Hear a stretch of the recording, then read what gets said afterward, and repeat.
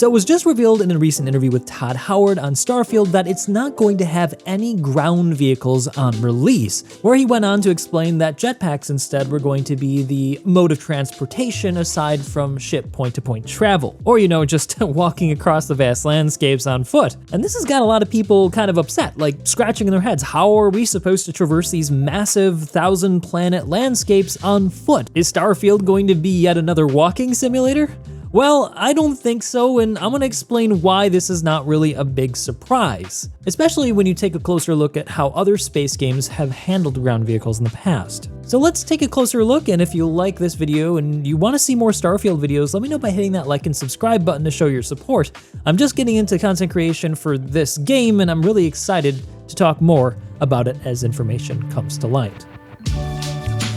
So if there's one thing I've learned by covering Star Citizen primarily on this channel for so long, is that you can't really take the videos that they release for marketing at any more than face value. If they don't show something, it's probably because it's not ready or it's not going to be in the game, and that's how I went into the Starfield trailer. If I didn't see ground vehicles, I was going to assume there wasn't going to be any, and I want to reference another video I made a year ago about how they never showed any atmospheric flight, where I said it's likely that there's not going to be any, and lo and behold, it's been revealed that there's not going to be any. So I wasn't really surprised to learn that we're not going to have them in Starfield, at least on its initial release, and I think I know why. Let's first talk about the mechanics of making ground vehicles in a space game. If we look at games like, say, No Man's Sky and how they handle it, when you spawn a ground vehicle, you actually just spawn it, like out of nowhere, using like a device or one of the vehicle terminals. It virtually appears. It's not being physically transported in any way. Now, this is a little bit immersion breaking, but that's not really ever been the point of No Man's Sky. It's just kind of whatever. It's how you get a ground vehicle onto the ground, right? And then you have other games like Star Citizen, which have taken a more direct approach, where you can actually park your vehicles on the insides of ships. And initially, this didn't work out so well. There were a lot of collision issues, and if you played Star Citizen for a while, you'll remember how vehicles used to just completely fall out of the ship. And this just comes down to having two different vehicle grids moving around in a gameplay space. It so turns out that it's a really difficult nut to crack. There's a lot of issues, especially when dealing with netcoding, and thankfully Starfield doesn't have to deal with any online netcoding, so that's definitely a plus for them, but still, it requires some development time and thought for the gameplay to be able to do this. So then Bethesda has some gameplay decisions to make. How do they do it? Do they do it a la No Man's Sky, where it just appears via, say, nanotechnology, or do you actually park it physically on the ship?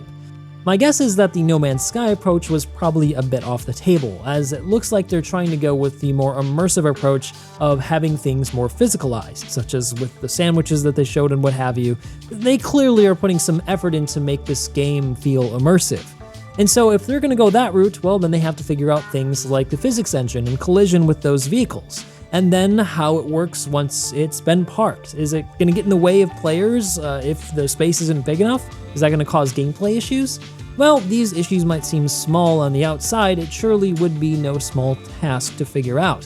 These are a lot of complex questions and problems for the developers, which is why I think they just didn't bother. But that was only one reason in my estimation that they didn't do it. The other is that if we look at, again, No Man's Sky and even Star Citizen, there's a lot of issues that pop up with collision on the ground with ground vehicles. The way No Man's Sky handles it is that a lot of the small rocks and objects and plants actually just explode when you run them over, so there's no collision issues whatsoever. It's a pretty simplistic and straightforward solution, and it also helps to resolve issues where the vehicle does actually get stuck, such as in a cave or in a divot, or when it gets flipped over. You can just recall the vehicle and it'll be respawned right in front of you, ready to go for you once again. But it's also not a perfect solution. Ignoring the fact that it's kind of immersion breaking, there's also an issue with how much development time you have to put into the collision models. So when things are collided with, you actually have to create a collision model for it so that it knows that it should interact with another vehicle. And then you also have to let the game know what happens after the collision occurs.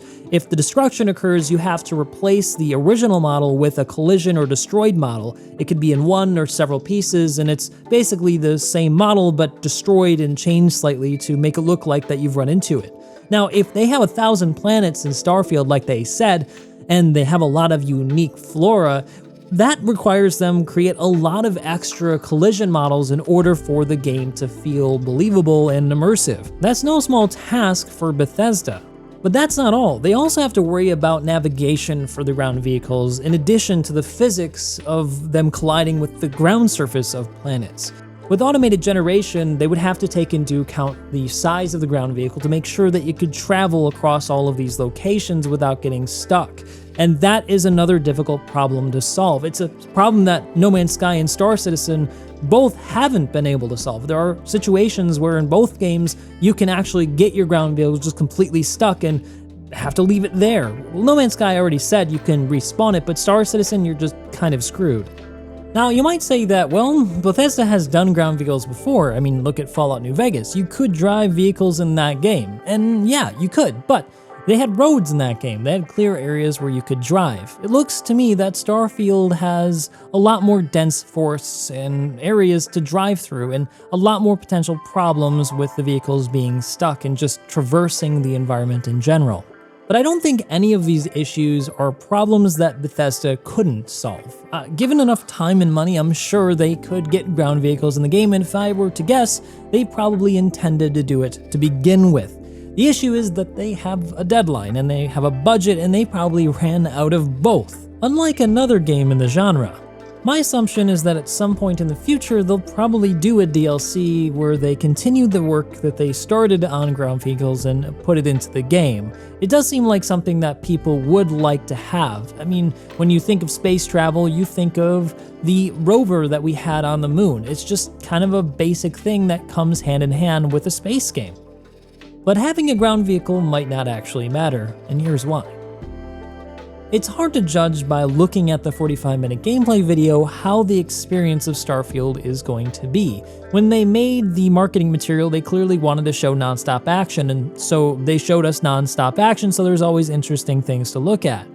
The reality of the game might be similar, or it might not at all be similar. But my point is that they could be designing Starfield to be a lot more of a dense experience, where you land with your ship is going to always have something to do. There's always going to be an activity. So even though the planets are supposedly very big, you'll always find something in the immediate vicinity of your ship, which will somewhat negate the need to travel long distances without having to use your ship. I strongly suspect that this is the approach that they're going to take. The thing that will vary most will just be the activity that's available to do. Is it going to be mining? Is it going to be going through an outpost and killing pirates? Is it going to be discovering a new mystery to solve? It's hard to know for sure, but my guess is that this is the direction that they're going.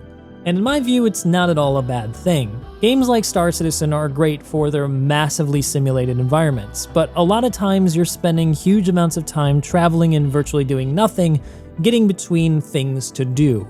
I'd rather have a lot of things to do in a much more dense area. So if they're going with that, I think it's going to be a lot more fun to actually play, regardless of how realistic it actually is. Despite that though, I still hope that at some point they find the time to come back and add ground vehicles into the game. They have so much potential and opportunities for more interesting gameplay. You could have vehicles that increase your amount of storage so you can bring back more stuff to your ship. You could have vehicles that have mining heads so that you could mine more stuff more quickly. And in more hostile environments, it could provide protection against, say, biohazards, extreme cold or extreme heat, enabling you to travel to locations more easily than you otherwise could in just your spacesuit. And if they go the extra mile and really want to make it more similar to their ships, they could even add some customization options to it. That would be really cool, being able to personalize your ground vehicle to match your ship, and more importantly, match the way that you want to play the game, because everybody plays these games differently. So then in the end, I think the moral of the story is that if you're new to this sort of thing, don't ever take gameplay videos at more than face value. Don't speculate too much and read past what they're showing you, because they're probably not showing you things because they're probably just not there.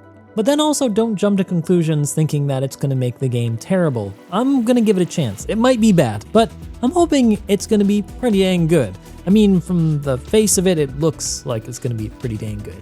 But what do you guys think? Are you with me on this, thinking that it's probably not going to be that important that they don't have ground vehicles on release because it's going to be a really dense experience?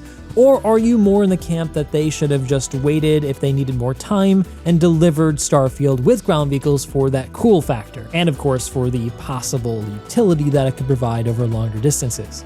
I mean, who knows? Maybe they didn't put ground vehicles in the game because they just don't want people to know that the planets aren't actually round. Maybe that's the secret. Who knows? Let me know down in the comment section below. And of course, if you want to see more videos like this, you know what to do. See you out there in the stars.